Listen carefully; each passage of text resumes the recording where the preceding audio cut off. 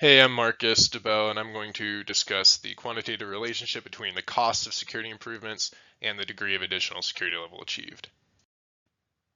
I'm going to go over the current status, recent developments, some other current projects and technologies that are offered, three influential organizations and sources of information, and future research trends. The current status of technology. One of the main parts of this field is describing the metrics that will describe the current security levels of an organization or a business or a technology and the economics behind increasing those security levels. So it's very important to define the metrics. And then second of all, a lot of focus is on linking these security level metrics with the actual economic impacts of different levels of those security metrics. Here's a good example of different metrics that need to go into describing the current security levels in an organization or technology. And there's a lot that goes into just even describing the current security levels.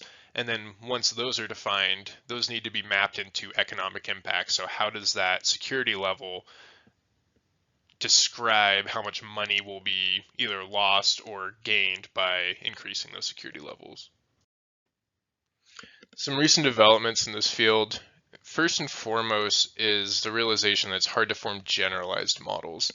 It's not easy to say, if I spend $1,000 more a month, my security level will increase by 5%.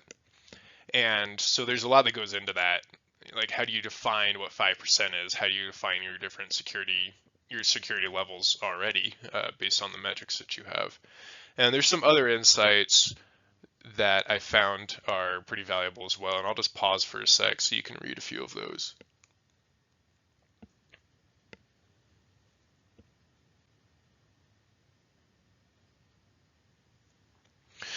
Okay, and then I found one key model in a paper that I found that was a good example, and that there's a nonlinear relationship. As you increase your security investment, there might be diminishing returns past a certain point, and your security level doesn't increase at the same rate as your spending increases at a certain rate. One good example of a technology is what Forrester Research does, which is a company that analyzes cybersecurity companies and determines the return on investment by using those different cybersecurity companies. And they do this by finding mean time to remediation, mean time to recovery for systems if they are impacted. So like if there's a firewall that blocks attacks, then that means the system won't go down on average for this amount of time, saving engineers time, which would have cost a certain amount of money. So linking those security levels to the economic domain. Three influential organizations I found two were private companies that are cybersecurity companies, and one is a research company I was also describing in the last slide, which analyzes cybersecurity companies. The reason they're influential is because it's in their interest to understand the relationship between security levels and economic impacts of security issues so that they can price their product accordingly and try to minimize the costs while increasing the security levels of their customers.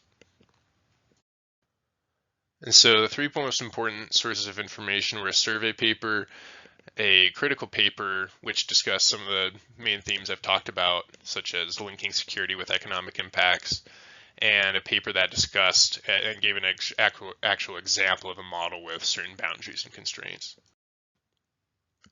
I think in the next couple of years, this field will be continuing to define metrics that are important in describing the relationship between security levels and economic impacts, creating certain models based on certain situations with certain bounds, variables, and constraints, because it's hard to form very generalized models for every situation. I think generative AI will impact cybersecurity and the way metrics are gathered in that field. And so because metrics are so important, I think generative AI will also have impacts in the next couple of years in research trends. And here are my sources.